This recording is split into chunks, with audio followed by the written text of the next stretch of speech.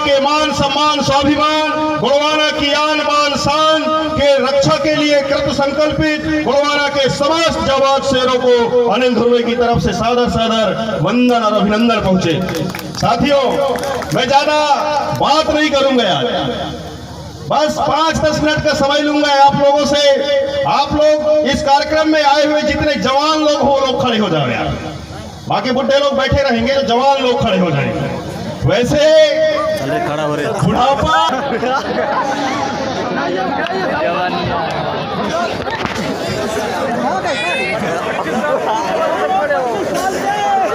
खड़े हो गए,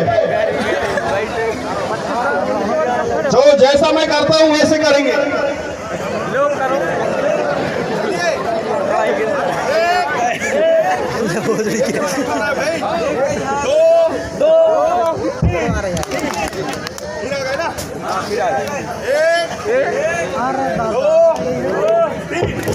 अब बैठ जाओ, आप लोग को नींद आ रहा था इसलिए खड़ा किया।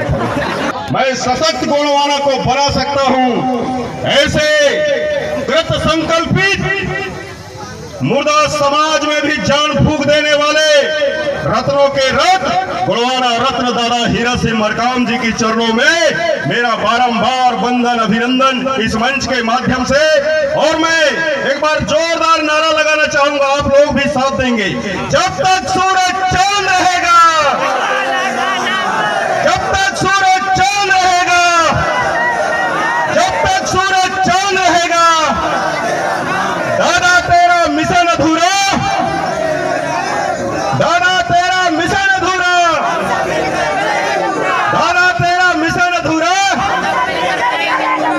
साथियों, मध्य रात्रि के बाद मुझे मंच में बोलने का अवसर मिला है। अब बताइए, ये एक चश्मा है ना कि नहीं है? इस चश्मे को अगर मैं रात में लगा के चलूं और अब खा के गिर जाऊं तो आप लोग मेरे को बुद्धिमान कहोगे कि बेवकूफ कहोगे? बेवकूफ कहोगे ना? सही है गलत है? तो मेरा कहने का तात्पर्य यह है कि धूप का चश्मा चाहे कितना भी शानदार हो, वो रात के समय काम में नहीं आता। सही है गलत है? धूप का चश्मा सिर्फ धूप में काम देगा, रात में काम नहीं देगा। जब गहन अंधकार हो, उस समय भरोसा किसके ऊपर करना चाहिए? अपनी आंख के ऊपर भरोसा करना चाहिए ना? करना चाहिए नहीं करना चाहिए? लेकिन कुछ लोग हैं जो ये कहते रहे कि आदिवासियों का आंख नहीं है, आदिवासियों का आंख नहीं है, आदिवासियों का धर्म नहीं है, आदिवासियों का दर्शन नहीं है। ऐसे लोगों को चश्मा दिखाने का काम आचार्य मोतीराम कंगाली जी ने किया और बताया कि हम गोड़वाना के लोग ना आस्तिक हैं ना नास्तिक हैं, हम लोग वास्तविक हैं। तो जब तक सूरज चांद रहेगा, कंगाली दादा का नाम रहेगा ना, जब तक सूरज चांद रहेगा, जब तक सूरज चांद रहेगा। साथियों, एक संक्रमण काल इस गोड़वाना में आया था। उस समय इस गोड़वाना की माटी ने हीरा और मोती को पैदा किया और आज हीरा और मोती के मेहनत का दम है कि आज आधी रात को जाग के हम लोग हमारी धर्म भाषा संस्कृति, हमारे समाज के मान सम्मान स्वाभिमान और राजपाट की बात कर रहे हैं। ये जोश और जज्बा अगर इस समाज के अंदर किसी ने पैदा किया तो वो दादा मरकाम और आचार्य मोतीराम कंगाली रहे। साथियों, अभी आप लोगों ने देखा गोड़वाना सोलहरी प्रेम साहब मरावी जी की एक आह्वान के ऊपर हमारे सारे देवी देवता जाग गए कि नहीं? ईश्वर की बातें इस धरती में हुई है, चाहे वो यीशु के इंसान से हो, चाहे आदम के आदमी से हो, चाहे मनु के मानव से हो। ये जब आए तो ईश्वर की बातें हुई, लेकिन वो ईश्वर कहाँ रहते रहे? 7 समंदर पार की वो आसमान में रहा करते थे। मरने के बाद में उनका दर्शन करोगे, ऐसा दर्शन था उन लोगों का ना। लेकिन पहंदी पारी कुपार लिंगो जी ने कहा था कि इंसान माटी का पुतला हो सकता है, लेकिन इंसान के अंदर जो चेतना है वो चेतना मिट्टी की नहीं है। वो चेतना मिट्टी की नहीं है। इसलिए हर मानव के अंदर परम शक्ति फलाफेन की स्थापना कैसे हो, ये दर्शन गोंडवाना का दर्शन है साथियों। आज इस विश्व की बात करें, विज्ञान ने इतना उन्नति किया, विज्ञान ने उन्नति किया, इतना उन्नति किया कि आज पूरा विश्व जो है दो खेमों में बट गया है। एक तरफ आस्तिक लोग हैं, एक तरफ नास्तिक लोग हैं। जब नास्तिकता की बात आती है तो लोग बात कार्ल मार्क्स का एक विचार कि धर्म अफीम के समान होता है, उस दर्शन को फेंक देते हैं। तो दूसरे तरफ आस्तिक लोग ईश्वर की परिकल्पना या ईश्वर को प्रमाणित करने के लिए अपने धर्म शास्त्रों के, अपने वेद पुराण के, अपने बाइबिल और कुरान के आयतों को, तो श्लोकों को रख देते हैं और वो सिद्ध करते हैं कि नहीं, हम लोग वास्तव में आस्तिक हैं। तो कुछ लोग नास्तिक की लड़ाई लड़ते हैं। लेकिन ऐसे समय में, ऐसे परिवेश में, इस दुनिया के अंदर अगर कोई कौम है तो वो कौम हमारा समाज है साथियों, जो हम दावे के साथ कह सकते हैं कि हम लोग ना आस्तिक हैं ना नास्तिक हैं, हम लोग वास्तविक हैं।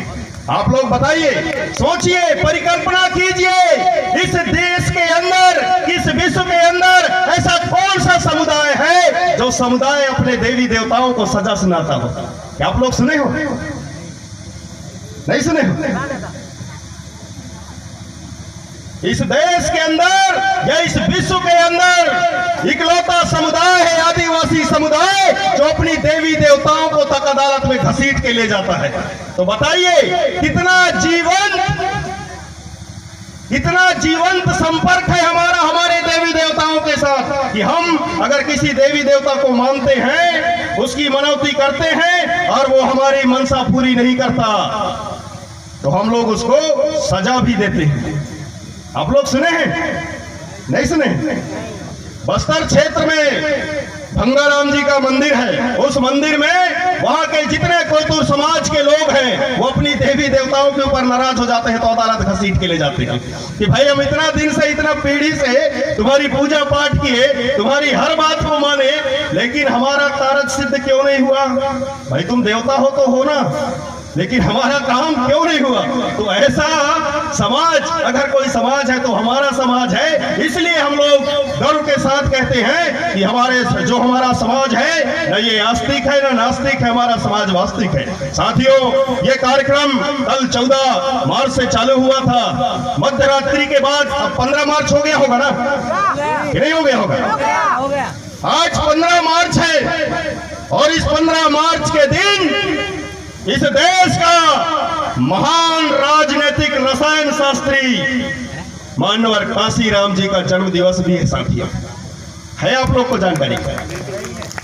आज यानी 15 मार्च को काशीराम जी का जन्म हुआ था और उसने समाज के अंदर ताकत पैदा किया था कि हमारे वोट से अगर सरकार बनती है तो हम लोग सत्ता में क्यों नहीं बैठ सकते।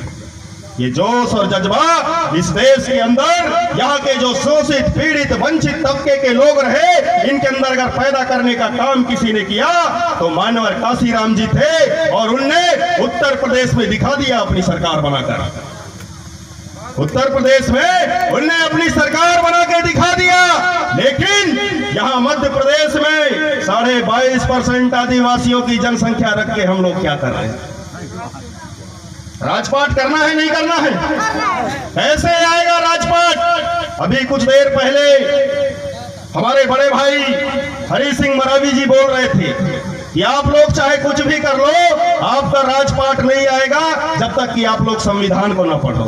मैं मानता हूं उनकी बात कुछ हद तक सही है, लेकिन पूरा सही नहीं है साथियों। क्यों सही नहीं है? क्योंकि जब आप संविधान का अध्ययन करते जाओगे और जैसे जैसे आपको जानकारी मिलते जाएगी वैसे वैसे संविधान भी तो बदलते जा रहा है। बदलते जा रहा है, नहीं बदलते जा रहा है? ताला लगा है, उसकी चाबी ढूंढने में आप पूरा समय खर्च कर दिए और जब तक आपके हाथ में चाबी लगती है तो दुश्मन इतना चालाक है वो ताला ही बदल देता है। क्या करोगे? दरवाजा तोड़ना सीखो। ताले की चाबी नहीं, दरवाजा को तोड़ना सीखो। और गोलवाना के लोग जिस दिन दरवाजे को तोड़ना सीख जाएंगे, यानी राज सत्ता में बैठना सीख जाएंगे, तो उनके मान सम्मान स्वाभिमान, उनकी आन बान शान, उनकी धर्म भाषा संस्कृति सबको मानता मिल जाएगा कि नहीं मिल जाएगा। और उसके लिए जरूरी क्या है? बाबा साहब भीमराव अंबेडकर, जगह जगह आप लोग देखते होंगे उनके स्टेचू को वैसे उंगली उठा के बताते हैं ना, रहता है उनका स्टेचू? नहीं रहता है। क्या बताते हैं बाबा साहब? वहां जाना है। कहां? जहां पे नियम और कानून बनते हैं। इशारा करते हैं ना, तो बाबा ने बता दिया है कि वहां जाना है। और हमारे दादा हीरा सिंह मरकाम ने बताया है कि किस नाव में सवार होके जाना है, क्योंकि उल्टा पुल्टा नाव से जाओगे तो सही जगह पे नहीं पहुंच पाओगे। भाई बाबा ने तो बताया है कि उधर जाना है, लेकिन काहे में जाना है ये बाबा साहब नहीं बताए। तो उस चीज को किसने बताया? दादा हीरा सिंह मरकाम ने बताया कि इस नाव में बैठ के जाना है। और जब वहां पे पहुंच जाओगे, जहां पे खड़े होकर दो शब्द भी आप बोलोगे और आपके शब्दों में दम रहेगा, तो वो कानून बन जाएगा। उस जगह पे पहुंचना इस गोलवाना समग्र विकास क्रांति आंदोलन का अंतिम लक्ष्य है साथियों। अंतिम लक्ष्य हमारा उस सत्ता पे बैठना है और उस सत्ता